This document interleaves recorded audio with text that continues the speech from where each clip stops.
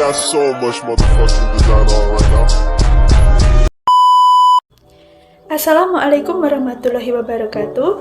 Hai teman-teman, perkenalkan nama saya Aulia Nadhiroh, Prodi Bimbingan dan Konseling dari Universitas Veteran Bangun Nusantara Sukoharjo.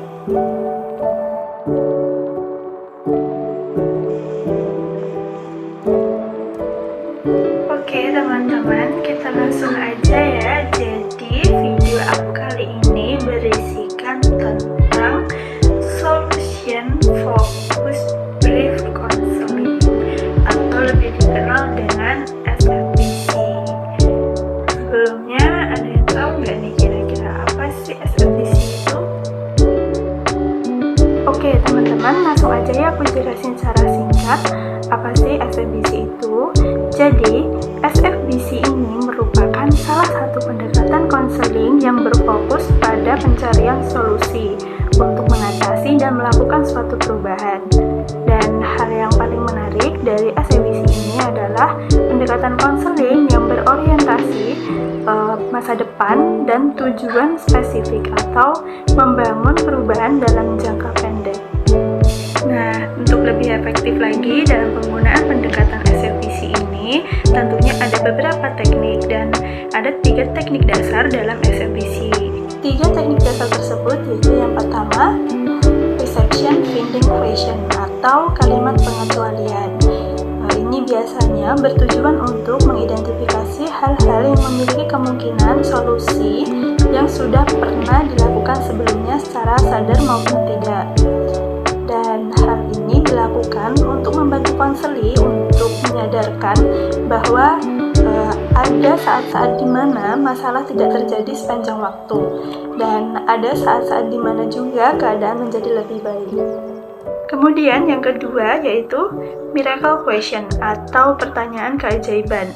Teknik ini akan melatih konseli untuk membayangkan masa depan dan menghubungkannya dengan hal-hal yang dapat dilakukannya saat ini untuk mewujudkannya. Dan penerapan teknik ini akan memberikan ruang bagi konseli untuk berpikir mengenai kemungkinan yang tidak terbatas untuk mencapai sebuah perubahan. Dan yang terakhir, yang ketiga yaitu scaling question atau pertanyaan berskala, di mana konseli diminta untuk mempertimbangkan posisi pada suatu skala, biasanya 1-10, dengan 1 menjadi situasi yang paling tidak diinginkan dan 10 menjadi situasi yang paling diinginkan. Oke, itu tadi sedikit penjelasan dari aku tentang pendekatan konseling SFBC. Jadi supaya kita lebih mengenal lagi apa sih SFBC ini, langsung aja yuk kita nonton videonya. Terima kasih.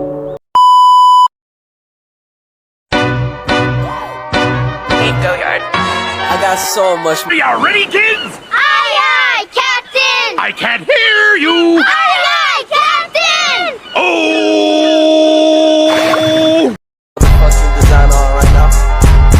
Break it down, bring it back, make it clap. I got 3 old thoughts, new block, where that thing. Bitches on my line, and you know that.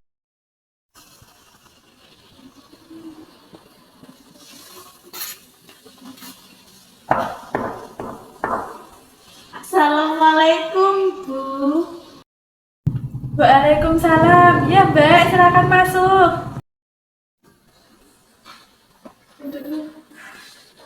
Ya, Mbak, silakan duduk. Baik Bu, terima kasih. Ya, Mbak, sama-sama. Bagaimana kabarnya Mbak hari ini? Alhamdulillah baik Bu. Alhamdulillah. Ini Mbak Anissa yang kemarin ikut lomba tembang Mojopat itu ya? Iya, Kemarin dapat juara berapa? Alhamdulillah dapat juara 1 Bu. Wah, hebat sekali Mbak Anissa ini ya. Tetap semangat lagi ya Mbak. Iya Bu, terima kasih. Oke, baik. Mbak Anissa datang ke sini ada apa? Apakah mungkin ada yang ingin diceritakan kepada Ibu? Saya sebenarnya mau cerita Bu, tapi sedikit malu.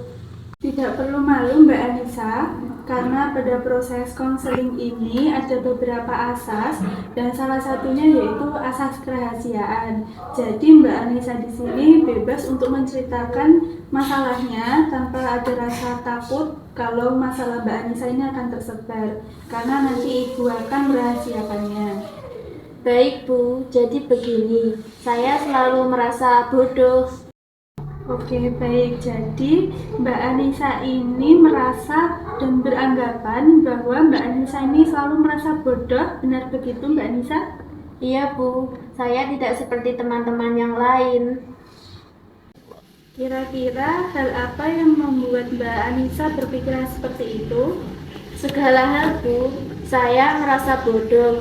Saya merasa tidak bisa melakukannya. Apalagi ketika pembelajaran, saya selalu paling merasa bodoh Bu. Baiklah, sekarang Ibu mengerti. Jadi di sini nanti Ibu akan membantu Mbak Anissa mengarahkan untuk dapat menemukan solusi atas permasalahan yang sedang Mbak Anissa hadapi. Apakah Mbak Anissa sudah siap untuk melanjutkan proses konseling ini? Iya Bu, saya siap melaksanakannya. Baiklah, kita mulai ya Mbak Anissa. Sekarang kira-kira apa yang Mbak Anissa inginkan pada proses konseling ini? Saya tidak ingin merasa bodoh Bu. Oke, baik. Jadi Mbak Anissa tidak ingin merasa bodoh lagi ya. Lalu kira-kira apa yang akan Mbak Anissa lakukan? Bagaimana saya bisa berpikir apa yang saya inginkan Bu? Saya ini merasa bodoh.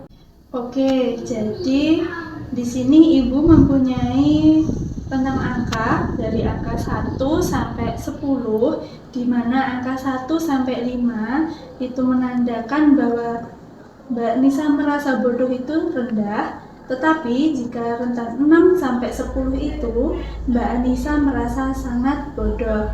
Kira-kira Mbak Anissa merasa di angka berapa antara rentan 1 sampai 10 tersebut? Angka 9 Bu, saya merasa benar-benar sangat bodoh. Baiklah, sekarang Mbak Anissa bisa pejamkan matanya sebentar. Kemudian bayangkan ketika Mbak Anissa tertidur dan pada suatu tongkat ajaib, di mana nanti jika Mbak Anissa mengambil tongkat tersebut, Mbak Anissa akan mendapatkan suatu keajaiban, di mana masalah yang Mbak Anissa hadapi itu akan terselesaikan dengan mudah. Kemudian di saat Mbak Anissa terbangun dari tidur, masalah tersebut akan hilang. Maka apa perubahan yang Mbak Anissa kenali?